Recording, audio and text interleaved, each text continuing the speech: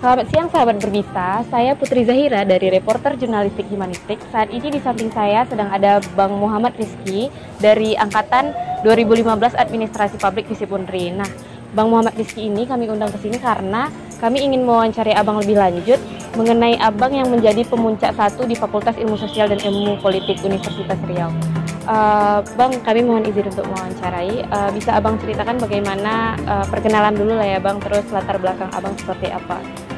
Oke, perkenalkan, nama saya Muhammad Rizky. Saya merupakan angkatan 2015, jurusan Administrasi Publik, Fakultas Ilmu Sosial dan Ilmu Politik.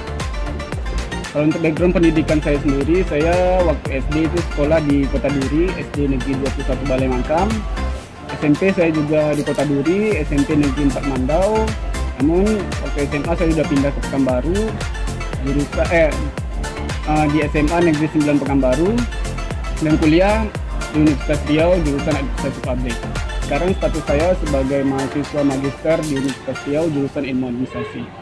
Kalau boleh diceritakan Bang, apakah Abang memang berniat masuk administrasi publik atau Abang sempat ada memilih universitas lain, jurusan lain atau seperti apa?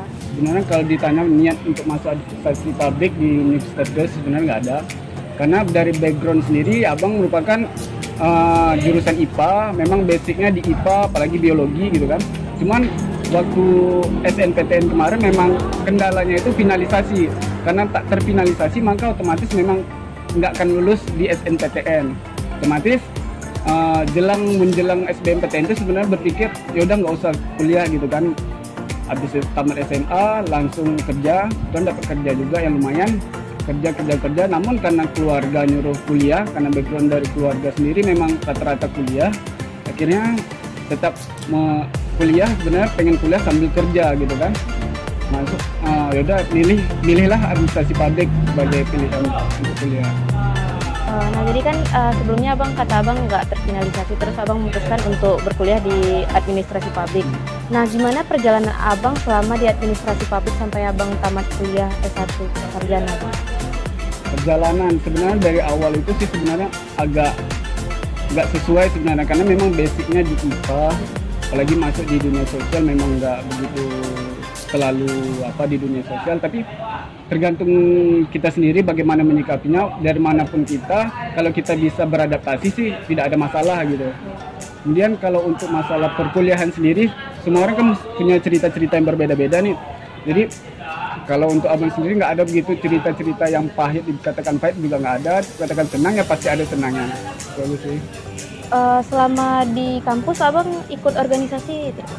Kalau di awal-awal kemarin sempat masuk di tim kreatif, tapi selanjutnya memang nggak bergabung lagi, nggak lanjut di humanistik ataupun organisasi lain. Karena kemarin tuh sempat di kuliah itu sempat dapat kerja juga di asuransi marketing, dan lumayan juga, ibaratnya dalam sebulan tuh kadang bisa dapat 7 juta, 5 juta, 3 juta, yang nama marketing kan nggak nentu juga.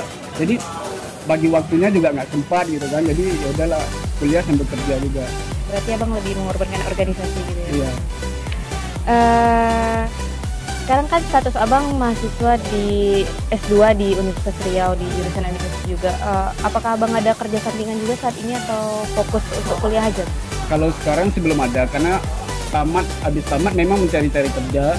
Memang ada beberapa pekerjaan yang memang cukup bagus dapat, cuman memang kondisinya itu memang dari awal tuh udah pengen tamat langsung lanjut kuliah, jadi sebisa mungkin cari kerja yang bisa sambil kuliah. Sejauh ini belum dapat sih.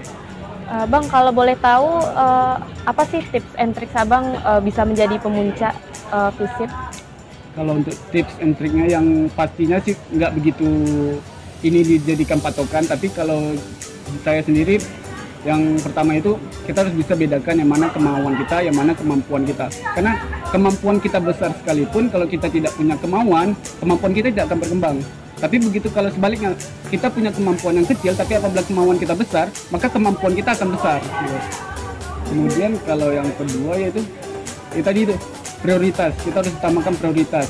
Mau apapun lah kita, status kita, mau sambil kerja atau sambil ikut organisasi, ingat prioritas kita itu kuliah. Jangan sampai mengesampingkan kuliah gara-gara kita sambil kerja ataupun sambil ikut organisasi.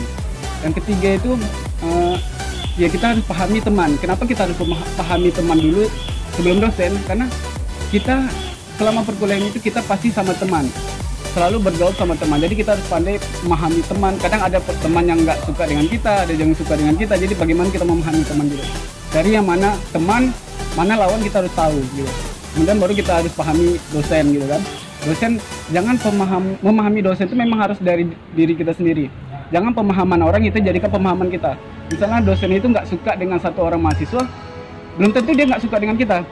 Bisa jadi dia nggak suka dengan seorang mahasiswa karena memang kelakuan mahasiswa itu sendiri. Jadi menilai dosen dari penilaian kita, bukan dari penilaian orang lain. Kira-kira moto hidup abang selama ini itu gimana, Bang? Kalau moto sendiri nggak tahu moto atau enggak, tapi yang selalu terpikir yaitu dari SD, SMP, SMA itu, jangan takut tidak punya kemampuan, takutlah tidak punya kemauan. Abang ada menyampaikan pesan-pesan untuk para mahasiswa yang sedang berkuliah saat ini? Kalau untuk semua mahasiswa yang sedang kuliah, sarannya yaitu jangan terlena di dunia perkuliahan. Tidak masalah ikut organisasi, tidak masalah kuliah sambil kerja. Yang penting ingat prioritas kita apa. Prioritas kita kuliah ya kuliah. Nggak peduli kita mau sambil kuliah, sambil kerja ataupun sambil ikut organisasi. Yang penting prioritas itu diutamakan. Baiklah sahabat Berbisa, terima kasih sudah menonton YouTube kami. Dan inilah hasil wawancara kami bersama Bang Muhammad Rizky yang merupakan pemuncak 1 FISIP Universitas Riau tahun 2019.